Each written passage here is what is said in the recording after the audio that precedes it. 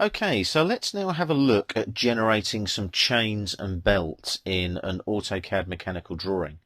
I've got some sprockets here that basically take you through a particular belt environment. So the belt will go around these.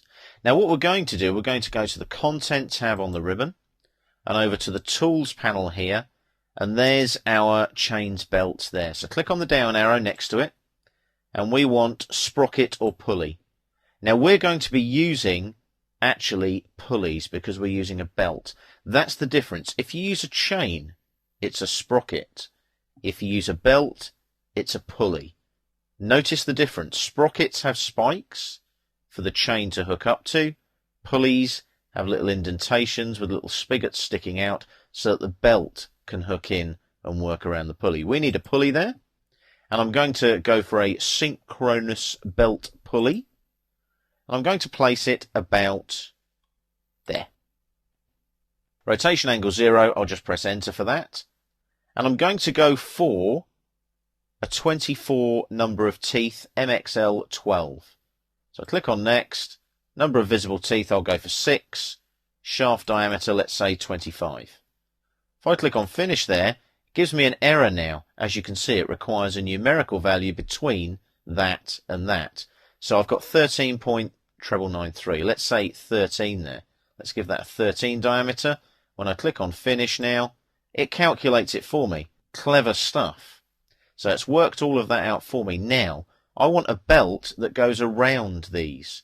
So I need it to go all the way. Does it go inside? Does it go outside? And so on.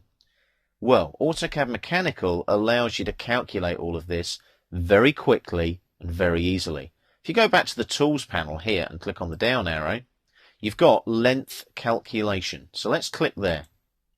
I'm going to do a length calculation. There's the belt. I can actually go to the library and choose which belt I want to use. So I'm going to use a synchronous belt, like so, and I'll stick with that one there, that 91.44 belt length for now, and OK that. Now, when I click on OK, this is where it gets interesting. Entity for tangents deleted. Please define tangent points again. I haven't defined them, that's no problem. What it's telling me there is there might have been a previous exercise whereby some tangents were specified in this drawing. Now it's asking for the first point for a tangent. Now I'm going to start on the outside here of this larger one there. Click on there, that starts there.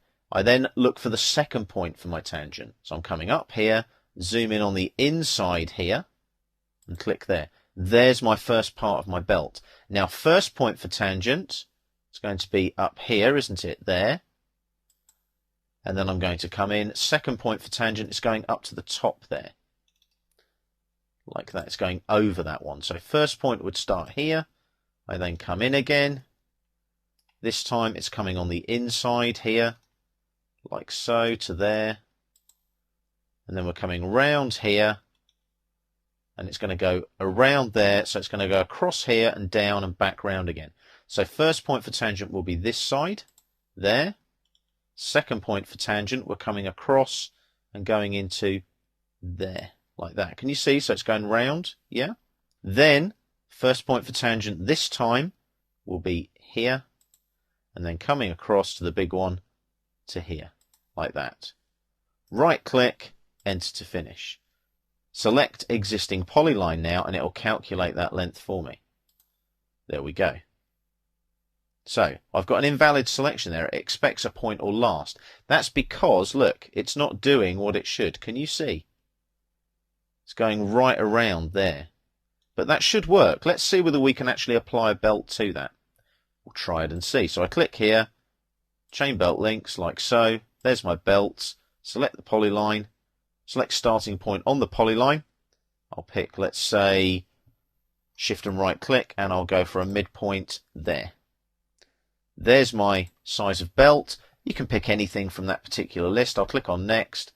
Number of links to draw. I'll go 6 and finish. And as you can see there, I can accept that. And I'll accept the orientation of the links. And there's the links on my belt there. You can see that there. So I'm only showing 6 links, as you can see.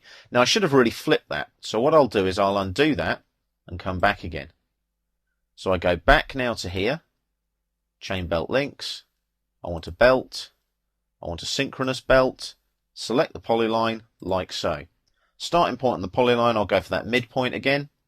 So midpoint snap there, and I'll go for that one again, which is fine, and next. Number of links to draw, I'm going to go for 250 this time, and click on finish. Maximum number of links can be 147. Well, let's OK that. Calculates it all for me. Specify direction of links. Well, that's fine. I'll have them going in that direction. But I want to flip it. So the orientation I'm going to flip and then accept. See the arrow change? Takes a few seconds and there we are. There is my belt going all the way around my pulleys. And if I zoom in on that, look, it's all drawn in. All the teeth are there going around. And as you can see, they're being driven by my pulleys. So you can see that it's not a perfect example by any which way, shape or form, but it shows you how those chains and belts actually work.